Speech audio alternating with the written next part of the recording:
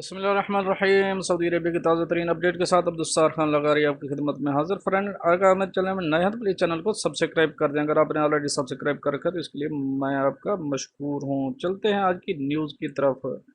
Corona virus کے حوالے سے مملکت میں موجود حالات کے پیش نظر directorate general immigration and passport جوازات کی جانب سے نجی سیکٹر میں تجارتی اور صنعتی شعبے سے تعلق رکھنے والوں کو سہولت دیتے ہوئے غیر ملکی کارکنوں کے اقاموں کی تجدید کی فیس کو 3 ماہ تک مؤخر کرنے کا اعلان کر دیا۔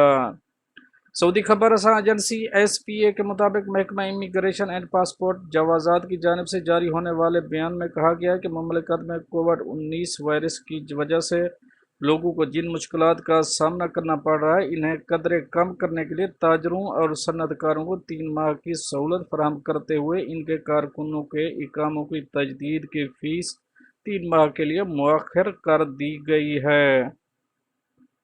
بیان میں مزید کہا گیا ہے کہ فیسوں کی ادائیگی میں 3 ماہ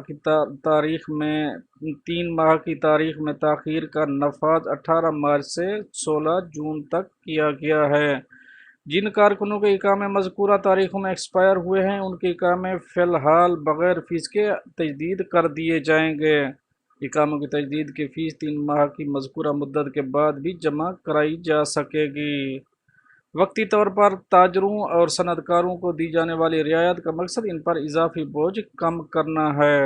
واضح ہے کہ نجی سیکٹر میں کام کرنے والے غیر ملکیوں کے اقاموں کی تجدید کی فیس کے علاوہ سعودی ایویشن کی مد میں بھی ہر غیر ملکی کارکن کے حساب سے فیس وصول کی جاتی ہے، جسے افرادی قوت فنڈ کہا جاتا ہے۔ مذکورہ فیس سعودی ایویشن کے عمل کو بہتر بنانے کی مد میں وصول کی جاتی ہے، جس کا مقصد زیادہ سے زیادہ سعودی کارکنوں کو روزگار کے مواقع مہیا کرنا ہے۔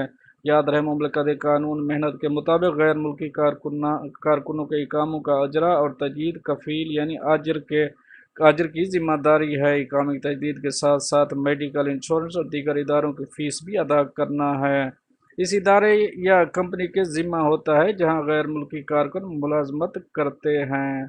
پر یہ تو تھی ایک اپڈیٹ جو آپ دوستوں سے شیئر کری۔ ملتے ہیں نیکسٹ اپڈیٹ کے ساتھ، تب تک آپ کا بھائی آپ سے چاہے اجازت۔ اللہ حافظ۔